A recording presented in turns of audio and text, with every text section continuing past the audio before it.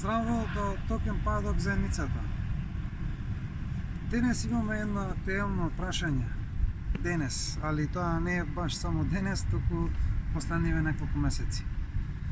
Од декември би рекле, многу луѓе се прашуваат зошто маркетот не оди горе. Зошто маркетот стагнира? Зошто маркетот не оди горе? Тоа се случува ради три причини. Првата причина дефинитивно е светската инфлација и се во ово што се случува, добрата секаде стануваат поскапи. Услугите стануваат поскапи, енергенсите стануваат поскапи, таксите се креваат. Тоа беше првата причина. Сето тоа беше инерцирано ради 2 години COVID затворање на цел свет. Сега, имавме уште две други причини. Втората исто така причина е многу битна, а тоа е крашот на берзата. Тоа што се случи после Нова година. Крашот на берзата за повеќето трговци што се долго време во трговијата на берзи, им беше јасно дека требаше да се случи.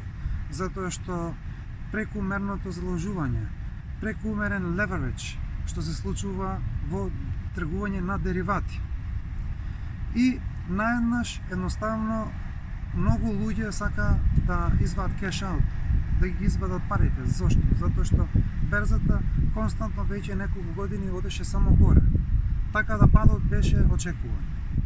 И тоа инерцира за криптомаркетот дополнително да ослабе. Третата работа што сега се случува е геополитичката ситуација во Украина. Тоа исто придонесува за криптомаркетот и секој еден друг маркет да колабира, односно да падне во својата вредност. Но меѓутоа, зошто ова се случува? Да ви кажам. Ова се случува не само поради овие причини што ги набројав, како најбитни. Најбитната, јас би рекол, причина ова што се случува е неедуцираноста на инвеститорите. Јас тоа и претходно го имав твитувано и лани на Твитер. Значи, за некој еден човек да ја разбере некој тип на инвестиција, треба да има претходно било барем основна едукација. За да можете да ги разберете финансиските средства во што вложувате, треба да имате барем основна едукација. Колку повеќе сте едуцирани, толку повеќе го разбирате нештото, го разбирате маркетот. Тоа важи исто и за крипто.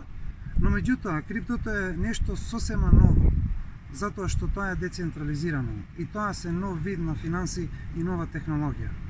Во едни вакви ситуации, каде што имаме нестабилност, финансиска нестабилност, геополитичка нестабилност, што мислите? Кое е најдоброто нешто што можете да заштитите? Одговорот е многу јасен. Тоа е криптото. Но меѓутоа, за тие што се скептици за криптото, имате уште една опција, а тоа е злато. Но меѓутоа, не треба да идете да го земате како физичко, туку едноставно можете да вложите во дигитално, односно да не биде тоа преку акции во една ваква ситуација, туку на децентрализиран начин, како Based Asset Backed Tokens. Значи, тоа го имаме само со Paxos Gold, пример. Значи, тие се начините како можете да заштитите.